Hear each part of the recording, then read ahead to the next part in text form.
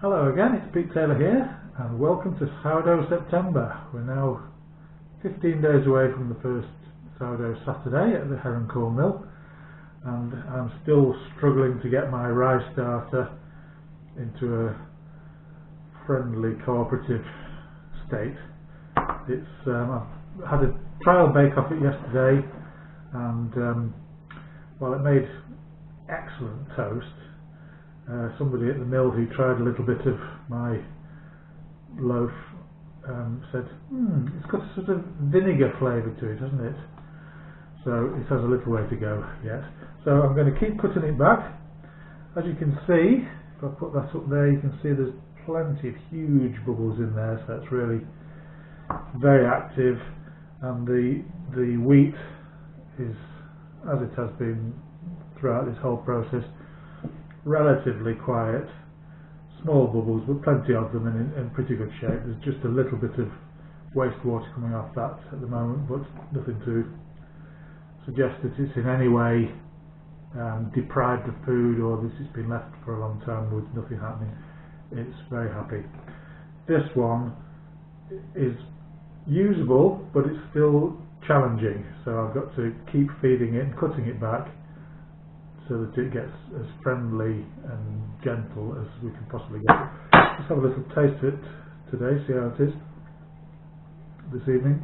That's better. It's got a very clear sour taste, but it's not got that edge to it. It's not got the vinegary edge that the person at the mill picked up in the bread this morning.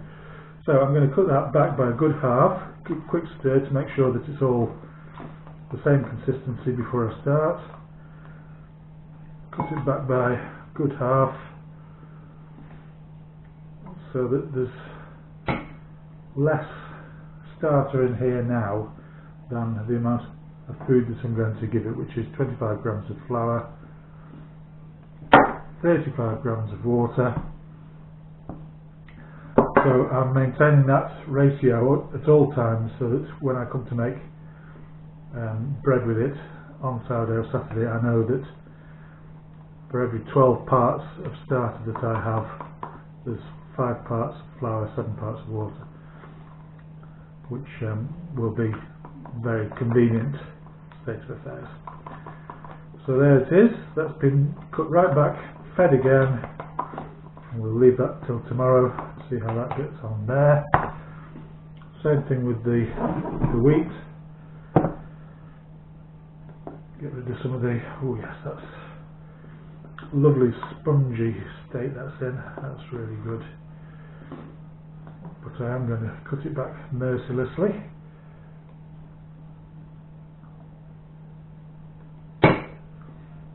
So I've probably taken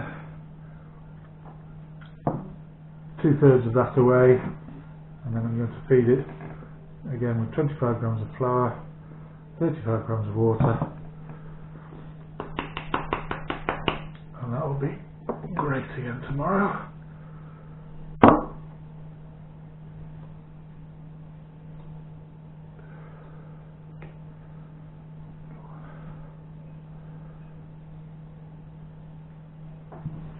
Quick stir up, make sure that nothing's sticking to the side of the pot. No particularly big bubble lumps in it. That's job done.